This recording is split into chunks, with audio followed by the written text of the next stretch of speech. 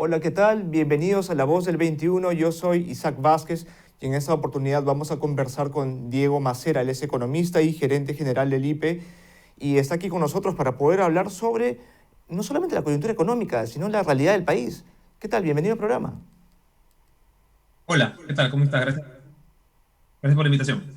No, gracias por estar aquí con nosotros para en realidad poder analizar un poco lo que estamos atravesando en estos primeros días de gobierno prácticamente ante un hecho que ha sido pues histórico, ¿no? Una crisis de gabinete sin gabinete, por así decirlo, porque ni siquiera teníamos gabinete cuando comenzó todo esto y, y me gustaría comenzar por ahí, ¿no?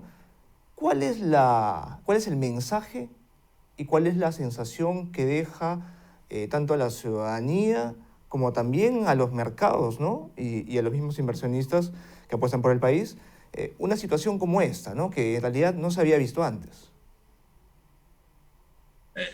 Digamos, uno hubiera esperado que la situación de incertidumbre se redujese un poco con la conformación de gabinete, ¿no? Esa era una de las grandes dudas que habían, y de cierto modo se esperaba que cuando hubiesen ya nombres sobre la mesa, quizá la situación de incertidumbre bajase.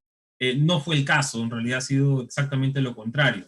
Eh, a ver, el mensaje de 28 estuvo más o menos dentro de lo que se esperaba. Fue poco claro y tuvo un lamentable énfasis en la constituyente. ¿No? Dijo que iba a enviar este proyecto de ley al Congreso para permitir la constituyente modificando el 206 de la Constitución, lo cual es el camino regular a seguir, pero también tuvo otros comentarios confusos, con un pueblo condenado a seguir prisionero de la Constitución y un poder constituyente que decía emana del pueblo y los gobernantes de las autoridades. Creo que en general este discurso dejó un sinsabor, pero ya luego, al día siguiente, ¿no? Con la composición del gabinete, creo que el mensaje fue clarísimo de confrontación. No, en general, no es un gabinete técnico pensado para gobernar, ¿no? Es un gabinete político, ¿no? Pensado para polarizar. Y a ver, si vamos por partes y comenzamos con el mensaje de 28 que dio Pedro Castillo. Eh, Tenemos un mensaje en el cual coinciden en realidad la mayoría de los analistas y probablemente cualquier ciudadano atento que lo haya escuchado también coincidiría con esto, y es que la mención a lo que son iniciativas mediante inversión pública abundaron, pero aquellas que tuviesen que ver de alguna forma con lo que es inversión privada, sea promoción de la inversión privada o incluso mantener políticas nada más, prácticamente resaltaron pero por su ausencia, ¿no? ¿Qué tipo de efecto podría tener esto en los mercados y en la economía nacional también a mediano plazo, en el sentido de que hay un clima que está bastante deteriorado ya respecto a lo que se había vivido en la campaña, ¿no? Sí, es verdad, prácticamente no hubo alusiones a la inversión privada y las poquísimas veces que apareció, digamos, en un contexto de minería o algunos más, fue más bien con un tono de hostilidad o de escepticismo, casi como haciendo un favor al permitir que haya iniciativa privada de las familias y de las empresas. La verdad que así es, no, de este modo es imposible avanzar. Si el presidente Castillo va a ser el presidente pues, del Bicentenario por los siguientes 5 años, yo creo que más temprano que tarde notará que el rumbo que está siguiendo es insostenible, y que solo va a llevar a más confrontación, a más desempleo y más pobreza. Ujú. Para este año se esperaba observar también una recuperación de la inversión privada, considerando que iba a haber también un efecto estadístico debido a lo que se observó el año 2020 por la pandemia. Pero en un escenario como este, ¿cómo es que se reajustan estas estimaciones respecto a lo que pueda suceder con la inversión privada para 2021? No hemos hecho nuevas revisiones en función a lo acontecido en los últimos días, pero es claro que por lo menos la expectativa de crecimiento que teníamos cercana al 10% en el 2021, 10% del PBI para de crecimiento para el 2021, va a ser ya muy difícil que se materialice. Es muy probable que tengamos una inversión privada resentida con los últimos anuncios, Vamos a ver, por supuesto, este es un juego que se desarrolla en múltiples etapas, ¿no? Vamos a ver qué sucede todavía en los siguientes meses, pero por lo menos los primeros mensajes son muy malos para la economía, para la inversión y para la generación de empleo, que es, y acá me permito hacer un punto adicional, ¿qué es lo que en realidad quería el país? O sea, la prioridad tenía que ser darle algo de estabilidad al país que tiene hoy como urgencia el combate a la pandemia y la reactivación económica. Y lo que se ha logrado con esto es exactamente lo opuesto. Claro, y justamente entre las consecuencias que podemos o que podemos, claro, que podemos esperar, estaría el efecto que tendría esto en el empleo, en las contrataciones, ¿no? Porque ante un clima de incertidumbre es difícil que probablemente, en general, todos los peruanos que tienen una empresa, sean empresas grandes o pequeñas, vayan a estar dispuestos a hacer contrataciones si es que no tienen un escenario muy claro. Y en ese contexto, ¿podemos hablar de más o menos cuánto tiempo podríamos esperar o podríamos prever en el que se comience a esperar, a observar, mejor dicho, un impacto en el empleo? A ver, esto reacciona, muchas cosas reaccionan de forma inmediata, ¿no? Entonces, digamos, muchos de los proyectos que estaban, digamos, que esperaron durante la etapa de pandemia y que hoy se estaban reactivando, ¿no? Posiblemente lo vayan a pensar dos veces. Hay algunos sectores con miradas pues, de mediano o largo plazo que están también sumamente preocupados por qué cosa va a pasar. Pero aquí quiero ser claro, en realidad todos los sectores están en riesgo, ¿no? Los empleos, digamos, independientes, privados, generados, ¿no? Independientemente del sector, ¿no? También están en riesgo, ¿no? O sea, lo que hemos construido en los últimos 25, 30 años está en riesgo. Em, esto esto creo que a veces es difícil de interiorizar, ¿no? Por lo duro que es, ¿no? Digamos, creo que no todos, no todos lo hemos hecho de la misma manera, pero eso es cierto y ese es el panorama al que nos enfrentamos hoy día. Ahora, en vez de entrar en pánico, creo que no, los actores políticos, sobre todo, tienen que actuar con muchísima inteligencia y con muchísima responsabilidad, porque como decía, esto es un juego de varias etapas. Ujú. Y justamente para terminar con este tema del empleo, hay algunos sectores que de pronto se observen como los más vulnerables. Claro que toda la economía es vulnerable ante una situación como esta, pero hay algunos sectores o actividades que sean un poco más vulnerables a verse afectados primero, digamos, por este impacto de incertidumbre. Sí, o sea, a ver, los que tienen una exposición directa al tipo de cambio son los que tienen un efecto inmediato. Ya vimos, ¿no? Un salto, una depreciación del tipo de cambio inmediata, más o menos 4%, ¿no? Durante el viernes siguiente, ¿no? Hoy, después del nombramiento del gabinete. Entonces, los sectores que dependen de importaciones, ¿no? Buena parte pues, de los que están en rubro de consumo de alimentos, ¿no? Estos tienen un efecto casi inmediato, tienen el impacto. Los que tienen vinculados al sector comercio, ¿no? Que están también relacionados con cadenas importadoras. Por otro lado, tienes sectores que demandan cierto nivel de compromiso de mediano plazo, ¿no? Pensemos en los que tienen venta de vehículos, por ejemplo, o los que tienen ventas de departamentos o en general de bienes inmuebles, ¿no? Son sectores que demandan pues que las personas que compran tengan un clima, sientan, perciban un clima de estabilidad para los siguientes años, cosa que es lo primero que desaparece cuando hay circunstancias como las que tenemos sobre la mesa. Ahora, creo que también, pensando un poquito más en este espacio, obviamente la minería es uno de los que está en el debate, ¿no? Este concepto del presidente de rentabilidad social, la verdad es que es muy poco claro y a mí me parece irresponsable jugar así con la estabilidad jurídica. Ujú, ujú. Antes de pasar a los temas, a temas vinculados a minería y a otros sectores, me gustaría terminar hablando del consumo, al menos en esta parte de nuestra conversación, ¿no? Se ha previsto, ya sin considerar lo sucedido con el gabinete que ha juramentado recientemente, ¿se ha previsto qué tanto se pueden recortar las estimaciones para consumo privado? Porque probablemente no se vayan a observar los mismos resultados que se estaban estimando, ¿no?, a inicios de año o incluso a inicios de esta campaña electoral. No, como te decía, no hemos tenido revisiones digamos, en los últimos días, dado lo que ha pasado, revisiones a los estimados. Digamos, cuando uno compara interanual, ¿no? Es muy probable que te salga pues, positivo, ¿no? Porque la caída desastrosa del 2020, tanto en consumo privado como en inversión privada, fue muy dura. Entonces, por efecto estadístico, ¿no? Lo más probable es que te salga un número positivo para el 2021.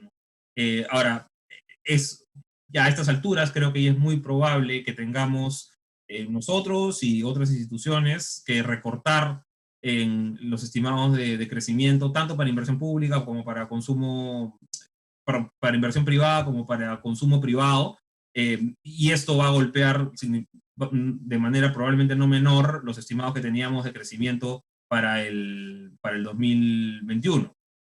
No recordemos consumo privado, que es lo que mencionabas, es 2/3 del PBI. Entonces, cualquier corte en este rubro va a tener un efecto fuerte sobre las proyecciones de crecimiento del año. Ujú.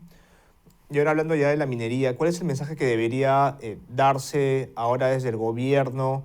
Claro, considerando pues la línea que están teniendo y que están manteniendo y que están mostrando actualmente, al menos para poder dar cierta claridad en cuanto a anuncios como el que se hizo hace poco, ¿no?, respecto a que los proyectos de inversión, ¿no?, a los proyectos mineros, eh, puedan continuar siempre y cuando tengan pues esta rentabilidad social, ¿no?, que ha sido un tema o un término bastante ambiguo y que ha sido cuestionado también por gremios como Confiep e incluso la Cámara de Comercio, ¿no?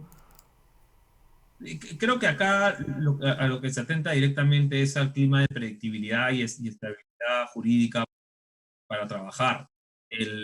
No, digamos, es muy complicado introducir un concepto, un requerimiento tan ambiguo, ¿no? Con puntos que no están especificados de ninguna manera cómo se pretenden evaluar o hacer, sobre todo pues con inversiones que ya están hechas, inversiones que ya han empezado bajo cierto marco legal, ¿no? Que es el que tiene que respetarse. No, y acá incluso agregaría un espacio más de preocupación, y es esta idea, de repente mencionada muy a la volada durante el discurso, esto de que el Estado tiene que ser ejecutor o socio mayoritario, no recuerdo bien cómo lo fraseó el presidente, en los proyectos también extractivos. Eh, Supongo que esto se refiere pues a ir algo más parecido a un modelo boliviano, ¿no? Donde el Estado asume los riesgos de la actividad productiva, ¿no? Y esto es regresar a las experiencias que ya tuvimos en los 70 y en los 80 con resultados nefastos. Claro, el caso del Estado o los casos del Estado empresario, ¿no?, que se observaron justamente en esa década. Y Correcto. hablando justo del Estado empresario, una mención que fue bastante explícita fue a Petroperú, ¿no?, en el mensaje 28 de julio. Y se hablaba de que, claro, Petroperú prácticamente se convierte en un actor con mucha mayor presencia, si no es una total presencia en el sector, y eso nos lleva a pensar un poco en si es que esto podría representar de pronto el fin de los sueños de recuperar la competitividad en el sector petrolero, que era algo que buscaban desde hace años, luego de que se observara la caída de los precios del crudo, luego de que justamente hubiese problemas en cuanto a los costos operacionales que se daban, ¿no?, en la industria y que todavía persistían hasta ahora, ¿no?, y con la pandemia mucho más durante una buena cantidad de meses. ¿Esto significa entrar en una etapa aún más crítica de la que ya había? ¿Hay alguna salida para ello? ¿Cuál es la mirada al respecto? Creo esto hace alusión pues a una de las obsesiones de parte de la izquierda política de hace muchos años, ¿no? Esta vuelta, esta reincorporación de Petroperú en cadenas más upstream, con mucho más fuerza. Mencionó el presidente exploración, mencionó meter a Petroperú en explotación, ¿no? Sin necesariamente estar con un actor privado de la mano. Esto creo que es, de nuevo, aquí no hay nada nuevo bajo el sol. Esto todo lo hemos visto antes. Todo lo hemos visto antes y todo ha tenido siempre malas consecuencias, ¿no? El, el cambio que se dio en la Constitución del 93 para tener al Estado haciendo actividad empresarial solamente de manera subsidiaria, tiene un motivo de fondo, ¿no? Y es precisamente no caer en estas trampas que nos pusieron las empresas públicas, sobre todo yo diría Perú. Petroperú es la empresa más grande de Perú por ventas, no es poca cosa de lo que estamos hablando aquí. No, y si uno revisa, ¿no?, los problemas de gobernanza corporativa que tiene, ¿no?, los resultados económicos que logra, eh, lo primero que va a pensar es, oye, ¿por qué estamos tratando de meterle más cosas a Petroperú, exponiendo aún más el dinero de los contribuyentes, ¿no? En vez de ver, que debería ser el camino, en vez de ver cómo, ¿no?, introducimos gestión privada y capital privado a una compañía estatal que tiene hoy tiene muchísimas limitaciones. Ujú. Y ahora cuando hablamos ya de iniciativas que parcialmente pueden haber sido bien vistas por por algunos sectores, o más que sectores tal vez, algunos segmentos en realidad de la actividad económica, tenemos que las cajas, por ejemplo, algunas de ellas han saludado que se haya mencionado, se haya hecho mención a que estos programas de créditos en favor del turismo y del agro, de la reactivación de ambas actividades, se mantengan. Sin embargo, lo que genera dudas es cómo se van a impulsar estas iniciativas, porque estas dos iniciativas no están solas. Hay muchas otras iniciativas también que vienen desde el Ejecutivo, desde el actual Ejecutivo, pero que implican un gasto que va a ser, pues, digamos, excepcional, dada el contexto que ya atravesábamos. ¿De qué manera es que el gobierno va a poder enfrentar justamente, digamos, una situación de ese tipo, ¿no?, en la cual aparentemente va a tener que incrementar su capacidad de gasto, pero obteniendo recursos de dónde, ¿no? Y esa es la pregunta. ¿De dónde es que podría obtener recursos el Estado en una situación así? A ver, hay dos temas ahí. En el punto particular de los préstamos públicos, yo creo que hay que tener muchísimo cuidado. La manera, de nuevo, como lo enfocó el presidente, dentro de pues, expansión, fortalecimiento del Banco Agrario y de otros fondos financiados con presupuesto público, de nuevo, no hay que ir muy lejos, podemos aprender de nuestra propia experiencia. Esto ha tenido malos resultados cuando se han hecho con un énfasis político o poco técnico, ¿no? Ahí están los resultados, pésimos resultados que tenemos en el Banco Agrario, ¿no? Y que hemos tenido antes en el Banco de Materiales, ¿no? Y que hemos tenido antes a lo largo de la historia, se ha intentado esto varias veces. Entonces, no significa que no se tenga que hacer algún esfuerzo para mejorar las condiciones de financiamiento, pero esto hay que hacerlo con mucho cuidado, de la mano con el privado, y con responsabilidad, además, porque son a veces estos espacios de dinero público muy barato, son espacios típicos para que aparezca también. Eso desde el punto de vista de los préstamos públicos, y además a mí me preocupa también este comentario sobre la incursión, pues, del Banco de la Nación en este mismo sector, compitiendo con el sector privado, ¿no? Eso creo que, de cierto modo, ¿no?, despierta las dos alarmas, ¿no? La participación del Estado en la actividad empresarial, ¿no?, como rol subsidiario. Por otro lado, despierta también este tema de los mal colocados por parte del sector público que menciono. Ahora, ese es el punto de vista particular del préstamos. Tú hacías alusión a un punto más general, que es por el lado del gasto, por el lado del déficit fiscal. Ahí lo que tenemos es, a ver, un 2020 y 2021, ¿no?, que van a sumar probablemente, pues, 10 puntos del PBI adicionales a la deuda pública, y vamos a estar probablemente más cercanos al 36 o quizá 37% de deuda pública. Y hay que empezar a pensar en serio, ¿no?, y la responsabilidad del siguiente MEF, ¿no? ¿Cómo hacemos para consolidar, como para regresar a niveles de déficit fiscal sostenible?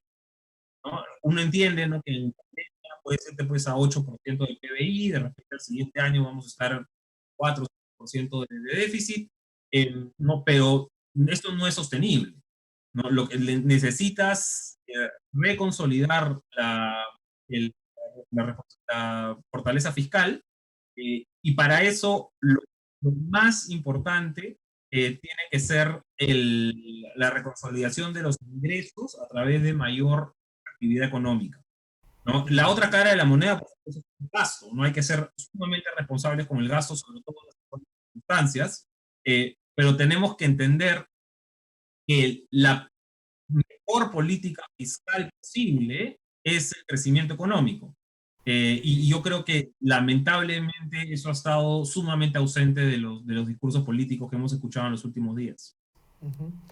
Y casi terminando con esta mirada, este análisis que hacemos al mensaje también que se dio en 28, cuando recordamos un poco las palabras o las menciones que hacía Pedro Castillo en campaña respecto a respetar la autonomía del BCR, vemos a una persona que se refería en buenos términos y que incluso estaba de acuerdo en que Julio Velarde se mantenga, ¿no? Hizo un llamado a que él pueda continuar en el cargo.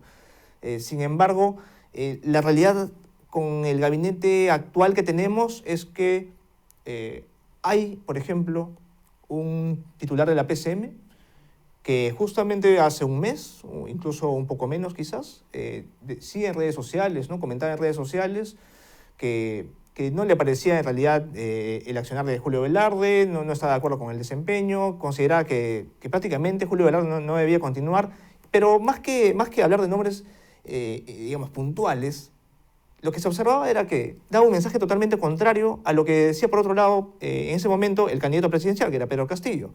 Y considerando que Pedro Castillo ha dicho en su mensaje de 28 que, bueno, se va a respetar la autonomía, tenemos actualmente un escenario, un gabinete ministerial que representa una situación más riesgosa para la economía peruana que el gobierno que se perfilaba en campaña.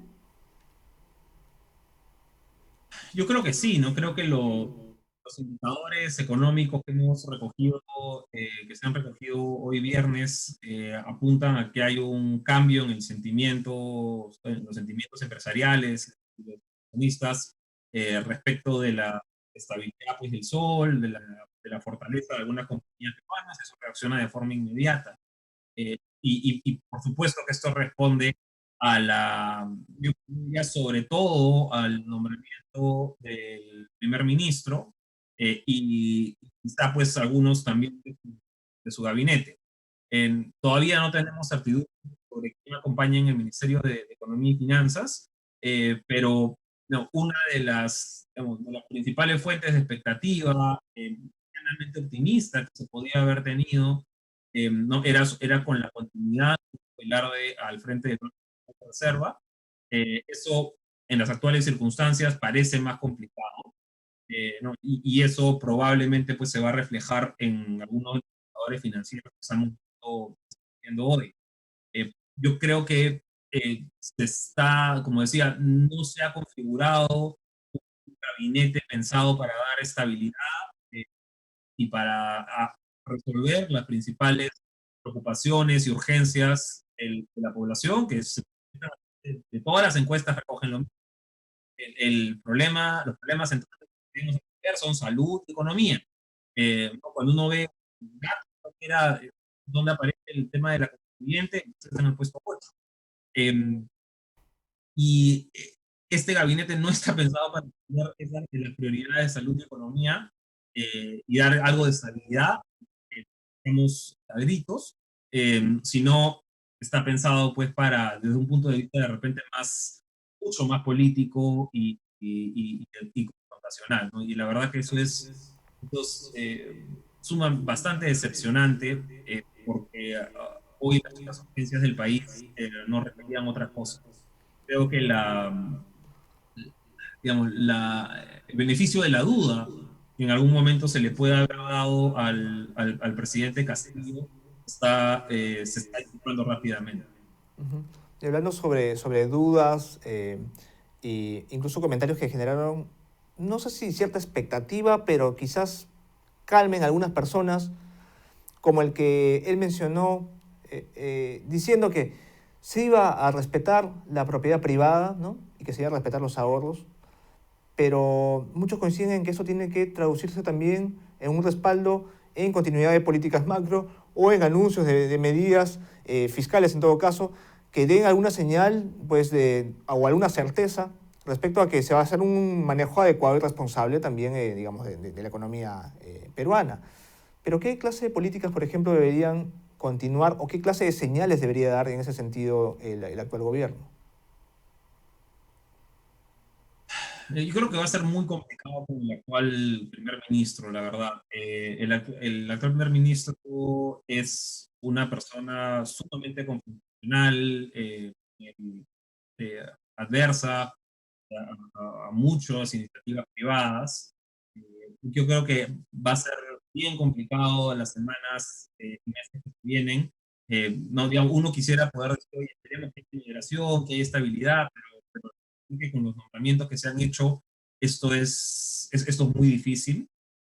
No, con lo cual, regreso a un punto anterior, que es que los otros actores políticos no, van a tener que reaccionar digo yo, con muchísima inteligencia, con muchísima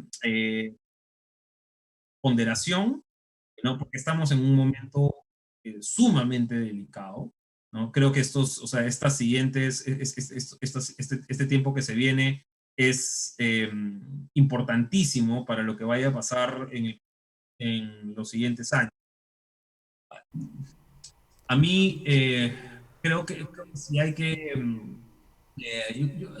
yo creo que hay que tratar de ver esto, como decía, con una visión de juegos consecutivos, ¿no? Esto es, no ha habido el nombramiento de la juramentación del gabinete ahora, ¿no? Le va a tocar armar un plan de gobierno que se va a tener que presentar al Congreso de la República, se aprueba o no se aprueba, no, luego hay una etapa pues de realización de la labor del Ejecutivo del Congreso de la República, ¿no? Y todo esto, todas las etapas van a tener que resolverse siempre apegados a la ley, con muchísima prudencia y responsabilidad, porque hoy nos estamos jugando de nuevo todo lo que hemos construido en 30 Ujú. años. Ujú. Ya casi para finalizar, cuando hablamos del Ministerio de Economía, no solo nos referimos a un ministerio que pues estuvo descabezado y está descabezado en un contexto donde hay un gabinete, pero no hay quien literalmente lo lidere, ¿no? O sea, hablando del Ministerio de Economía y Finanzas. Es más, se observó que hubo un alejamiento por parte de Pedro Franque, que era la persona que pues era voceada y que algunos analistas consideraban que iba a estar pues, incluido en el gabinete. Pero se dio este cambio de última hora. Y más allá de ir a temas políticos, ¿cuál sería el perfil o las condiciones mínimas que debería tener el nuevo ministro de Economía, sin caer en resignaciones, claro, ¿no? Pero considerando la línea del actual gobierno, ¿cuál debería ser esas condiciones mínimas o esos rasgos característicos mínimos que garanticen cierta mesura, al menos, en cuanto a decisiones que se tomen en el aspecto económico? Yo creo que a diferencia del porte promedio que ha tenido el gabinete conformado ayer, el ministro de Economía ojalá pueda tener un perfil más técnico. Idealmente, alguien que haya pasado ya por el Ministerio de Economía y Finanzas, no como ministro o como viceministro, ¿no? Pero que demuestre ya experiencia en el sector, ¿no? Creo que para muchos sectores nombrados ayer es muy preocupante la falta de experiencia de los nuevos ministros, ¿no? Y esto, claro, hay pues, una curva de aprendizaje no es menor para autoridades de este nivel tan alto. Pues, lo ideal creo que podría ser, lo ideal debería ser alguien que ya haya pasado por esta era antes y que tenga algo de manejo y de experiencia técnica, cosa de nuevo que lamentablemente no es el perfil promedio de los ministros que han entrado. Ahora, quería hacer un punto sobre la pregunta anterior que no llegué a hacer. Y es que cuando el presidente habla sobre el respeto a la propiedad privada, ¿no? Y que no va a nacionalizar, que no va a quitar las fábricas, que no va a quitar las casas, va a dar todas estas garantías, eh, que lo mencionó en algún momento de la campaña y luego lo mencionó justo ayer. Yo creo que hay que ser bien claros en señalar que nada de esto está dado en un contexto de asamblea constituyente. Todo lo que se puede decir hoy día que está garantizado, que no va a suceder, que por aquí, que por allá, en realidad sale por la ventana, ¿no? Cuando abrimos cuando la posibilidad a que haya una asamblea constituyente. No, por naturaleza, la asamblea constituyente es básicamente pues todopoderosa. Entonces, el nivel de garantías que puede ofrecer es bastante limitado. A la vez estoy proponiendo, ¿no?, que haya una asamblea todopoderosa que va a dictaminar cómo se estructura la sociedad. Entonces, no es, saludo que pueda haber estos comentarios de no expropiar, me parece que eso es lo correcto, pero hay que tener bien claro que cuando uno todavía insiste en abrir la compuerta de la Asamblea Constituyente, la verdad que ya no se puede garantizar nada, ¿no? Porque todo, básicamente, la estructura base de la sociedad vuelve a foja cero. Ujú. Y justo tocando el punto de la Asamblea Constituyente, también mucho se dice que es posible hacer reformas que necesita el país sin necesidad de ir a una Asamblea Constituyente y que incluso puede ser mucho más rápido, mucho más directo, ir por esta otra vía, es decir, actuando en el marco de la Constitución vigente y hacer las reformas que sean pertinentes, que hagan falta y que hay muchas que son incluso de carácter estructural que son necesarias, sin caer justamente en este proceso tan pues, extremo, ¿no? Y en realidad sería posible ir por ese camino. ¿Cuál es la mirada que tienes al respecto? Pero, pero absolutamente, ¿no? Si nos molesta algo de la actual Constitución, bacán, pongámoslo sobre la mesa, veamos cuáles son los artículos que hay que cambiar, cómo, encontremos los consensos, y si existen los consensos, vamos para adelante. Los mecanismos de reforma constitucional existen, la Constitución ya se ha modificado varias veces, no siempre para bien, la verdad, pero se ha modificado ya varias veces, eso existe la manera de cambiar. Creo que es lo responsable es plantear, oye, esta parte hay que modificarla, esta parte hay que modificarla. En mi opinión, las modificaciones centrales tienen que ver más por el lado tienen que ver con el sistema de representatividad, tienen que ver con cómo estamos estructurando los distritos electorales. De repente podemos abrir la puerta a conversar de incorporar un Senado. Yo creo que tenemos que volver a conversar de cómo hacemos más eficiente el sistema de descentralización para que efectivamente el Estado a la población con servicios de calidad. Toda esa discusión creo que es importante. Ahora, si me preguntas, ¿es lo más importante ahorita? No, no es lo más importante ahorita. ¿Ya? Lo más importante ahorita es enfocarnos en la reactivación económica y el control de la pandemia, ¿no? Acelerando posible el cronograma de vacunación y fortaleciendo las capacidades del sector de salud. Pero esas son las prioridades. Podemos en paralelo discutir qué artículos digamos cambiar de la Constitución, que yo creo de nuevo tienen que ver con representatividad política, de repente relación entre poderes del Estado también, ¿no? La vacancia, la cuestión de confianza, etcétera. Podemos discutirlo, yo creo que sí. ¿Ya? Y pongámoslo sobre la mesa. Lo que no podemos hacer, lo que no deberíamos hacer, es abrir las compuertas para cambiar absolutamente todo, porque recordemos, vale la pena, que este es precisamente el camino que han seguido otros países de la región, con consecuencias muy malas para la democracia, ¿no? Y ahí, pues, finalmente lo que se logró, que se consiguió fue que se perpetuara el caudillo o el presidente en el poder. Entonces creo que eso es algo que no hay tampoco que pasar por agua tibia. Esos son procesos que ya se han dado antes y con los que hay que tener muchísimo cuidado. Si hay, digamos, si hay una cosa con la que hay que, con la que hay que, con la que no podemos jugar, es con la Asamblea Constituyente. Yo creo que esa es una línea roja absoluta. Ujú. Esta última mención que hubo a las prioridades que debe tener el país, como por ejemplo atender el tema sanitario y también la reactivación económica, nos llevan también a abordar un último punto en esta entrevista, que es la recuperación del empleo, ¿no? Porque el tema sanitario y la reactivación económica van de la mano. O sea, eso no hay mucho que analizar en ese aspecto, ¿no? Y en ese sentido se preveía que la recuperación del empleo a niveles, ¿no? Prepandémicos, por así decirlo, se observara más hacia finales de 2022, decían algunos, otros en realidad lo preveían más para 2023. Pero, ¿cómo se amplía este horizonte con el contexto que estamos atravesando en este momento y cuál es el panorama que vislumbramos en ese sentido? A ver, el empleo sigue sumamente resentido, creo que eso hay que decirlo. Uno ve la data para Lima, que es la más actualizada disponible, uno nota pues que todavía estamos con niveles de empleo adecuado 30% menores a lo que teníamos en el 2019, ¿no? Para niveles de empleo adecuado, eso significa casi 1 millón de personas menos. Es muy duro todavía la circunstancia y la velocidad de la recuperación eh, no ha sido la que hubiéramos querido.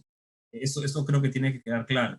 Eh, pero de ahí a hacer proyecciones sobre 2022 y 2023 en las actuales circunstancias se vuelve, la verdad, cada vez más difícil. Nosotros, ¿no? Y el Banco Central de Reserva y varios otros anticipábamos que el producto, el PBI, se iba a recuperar a niveles similares a los de finales del 2019, iba a llegar a ese nivel, a niveles prepandemia, hacia la primera mitad del 2022. Esa es la primera mitad del 2022, volvemos a niveles de producción prepandemia. Pero el empleo sí podía tomarse quizá pues 1 año más o quizá incluso un periodo un poquito más largo. Ahora, eso era hasta hace 2 semanas. No hemos hecho las estimaciones de cuánto puede cambiar con el actual panorama, pero ciertamente en vez de reducirse la curva de incertidumbre, era lo que hubiéramos ojalá esperado con el nombramiento del gabinete, la verdad es que se ha ampliado enormemente. Solamente para resumirlo, podríamos esperar entonces con el actual gabinete que la recuperación del empleo tenga un horizonte mayor a 2023. No lo sabemos. Ujú. Creo que lo que Es hemos muy es pronto abierto, ujú, para hablar abierto del el tema. espectro de posibilidades muchísimo. Ujú. Perfecto. Bien, muchas gracias por haber estado aquí con nosotros en esta oportunidad analizando prácticamente los sucesos de los últimos días que han sido prácticamente pues, históricos, ¿no? Y que han dejado perplejos a muchos peruanos. Esperamos poder conversar más adelante conforme vaya evolucionando la realidad del país. Encantado, Isaac. Muchísimas gracias. Bien, gracias. Esto ha sido todo por esta ocasión. Síganos en nuestras redes sociales de Twitter, Facebook, YouTube e Instagram y ya será hasta una próxima oportunidad. Hasta luego.